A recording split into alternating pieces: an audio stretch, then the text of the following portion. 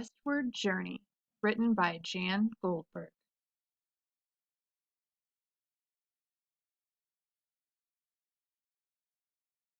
1848, west of Independence, Missouri. How in all creation did I land here? Thought 11-year-old Jesse Townsend. The wheels of his family's covered wagon rolled over the uneven ruts that marked the beginning of a 2,000-mile wagon train journey west. Oregon country promised flowers that bloomed all year, free land ripe for farming, and rivers and streams overflowing with fish, but none of this bounty mattered to Jesse. His closest friends and favorite fishing hole remained in Ohio. With a clenched jaw and downward fixed eyes, Jesse jostled around, back and forth, up and down, on one of the 36 wagons slowly rolling west, and refused to see the beauty of the wide open spaces. Why did we ever leave Ohio? He thought as he leaped down from the wagon. With slumping shoulders, he then grabbed a pebble from his shoe and forcefully flung it to the ground. Huddled together inside the oxen-pulled wagon were Jesse's mother and 8-year-old sister. His mother and sister looked alike with their brightly colored cotton dresses and bonnets that his mother had hand-sewn. Jesse and his father looked like mirror images in the gray cotton pants, gray shirts, and hats that Jesse's mother had also sewn. Jesse and his father routinely walked side by side during the 10 to 15 miles the wagon train traveled each day. In the wagon following, another 11-year-old, a blonde-haired, blue-eyed girl named Bessie, noticed Jesse walking on the flat prairie beside his family's wagon. She thought he looked about her age and wondered whether he might be interested in playing with her and Wag.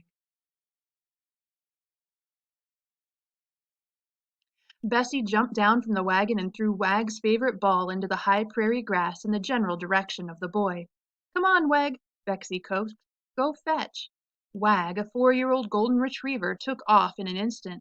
He cavorted like a puppy as he sprang forward, hurtled toward the ball, retrieved it, and presented it back to Bessie before she could make more than one step.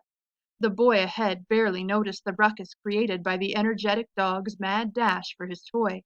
Bessie's attempt to snare the boy's attention had failed. "Maybe he doesn't care beans for dogs," Bessie thought.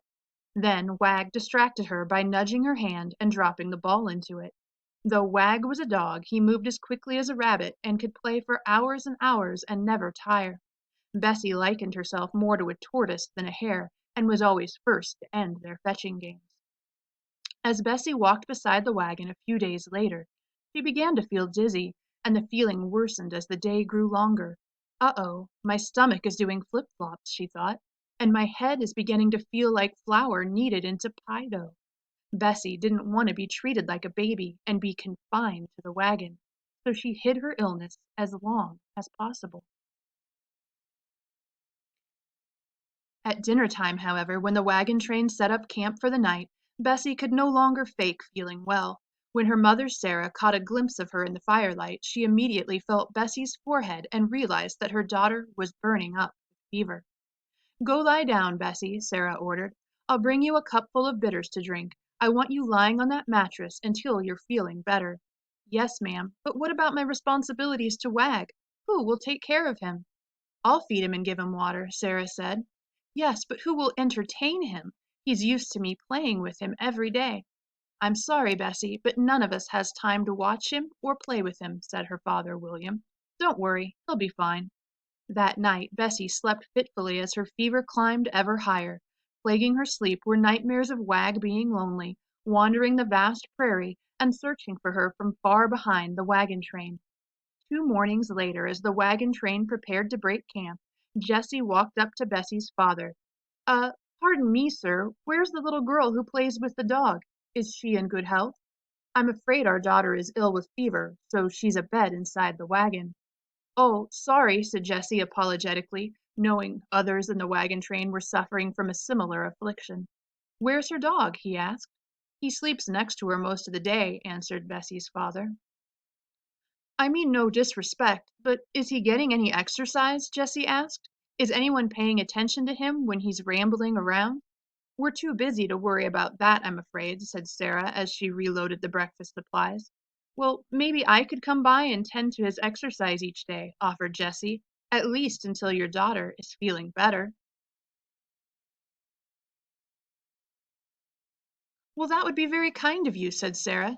Bessie would truly appreciate your taking an interest in Wag. Oh, it's no trouble, ma'am, said Jessie. I'll come back later this afternoon to tend to him. That night, Bessie's illness became as severe as her parents had ever seen. Chills shook Bessie's body as Sarah spoon-fed her all the medicine they had to make her well. It seemed as though nothing improved her condition. Earlier that morning, an elderly woman had died from sickness. Sarah could not bear the thought of losing her child. Bessie awoke delirious several times in the night, but didn't notice her mother's tear-stained cheeks.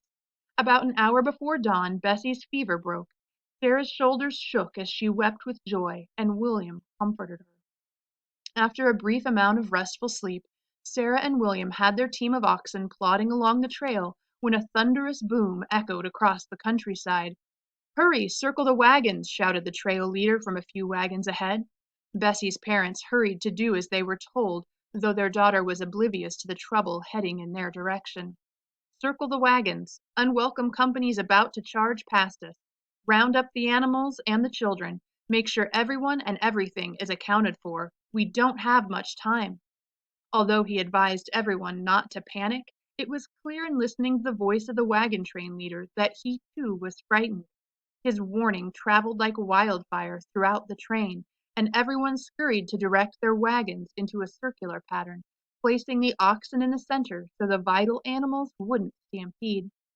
Just as the circle had barely been completed, a huge herd of enormous creatures with brown, shaggy coats rushed around it. Everyone inside the protection of the ring felt the earth shake as countless buffalo kicked up a blanket of dust that enveloped everything for hours. Everyone literally held their breath as much as possible, and no one dared move outside the circle until the wagon train leader signaled that every single buffalo in the herd had passed by. When it was quiet again, enough to hear the call of a bird, the pioneers felt it was safe to venture out. They moved their wagons back to their usual single file line and began heading west once again. "Where's Wag?" asked a weak voice from inside the wagon. "I don't know," said William. "I haven't seen him since before the buffalo stampede." "Oh no, you don't suppose he got scared and ran off, do you?" asked Bessie. "I don't know, Bessie, but I'm afraid it's very possible," answered her father. "Well, I'm going to go search for him," she said with purpose. "No, you're not. Your fever may have broken overnight, but you're far from well. I don't want you wandering around, getting dizzy again, and falling and hurting yourself, or worse." "I don't care about any of that. I only care about Wag. Please, you know I have to find him. We can't leave him out here alone." Visions of Bessie's nightmare haunted her. "We don't really have a choice," said her father, sadly wishing he'd done more to discourage his daughter from becoming so attached to an animal. "I think I have what you're looking for," said Jessie, who seemed to appear out of thin air with Wag trailing along behind him. "Wag, boy, you're safe!" exclaimed Bessie as color returned to her cheeks for an instant, and she climbed down from the wagon despite her mother's protests. Jessie explained that he'd found Wag hiding under his family's wagon just before the buffalo herd stormed past. Wag nearly bolted out into the herd, but Jessie was able to coax him into the wagon, where he was content to play tug of war with a section of old rope Jessie had. Bessie scratched Wag behind his ears and looked warily at Jessie, who couldn't help but crack a giant grin as Wag started to lick every inch of Bessie's face. Bessie couldn't help but giggle, which set Jessie to hooting. Wag happily swished his tail back and forth and nearly knocked Bessie over with his enthusiastic tongue bath.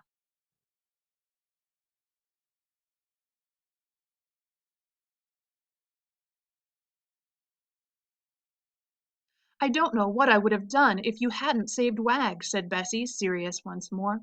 "I know exactly how you feel," Jessie said, pausing to remember the friends he'd most likely never see again.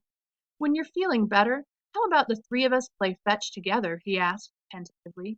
"You bet," agreed Bessie, figuring that if Wag thought this boy was all right, she could give him a chance too. Having another friend with whom to spend time might make the demanding journey ahead a little easier to take for both of them.